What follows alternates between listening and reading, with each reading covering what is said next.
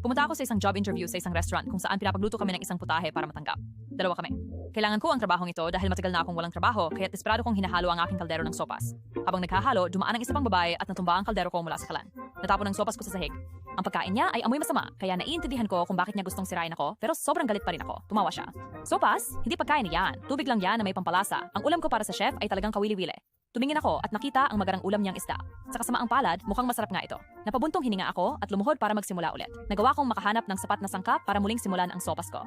Malapit nang matapos ang oras, tinawag kami ng chef para magpresenta. Nauna ang ibang babae. Inilagay niya ang kanyang hilaw na isda sa harap ng chef. Mukhang kamangha-mangha ito, perpektong nakaayos. Tumango ang chef na may impresyon, kinuha ang kanyang tinidor at isinaksak ito sa isda.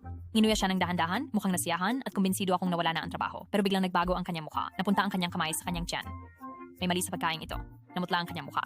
Napasingap ako dahil napagtanto kong hindi maayos na ihanda ang kanyang isda at nagkasakit siya.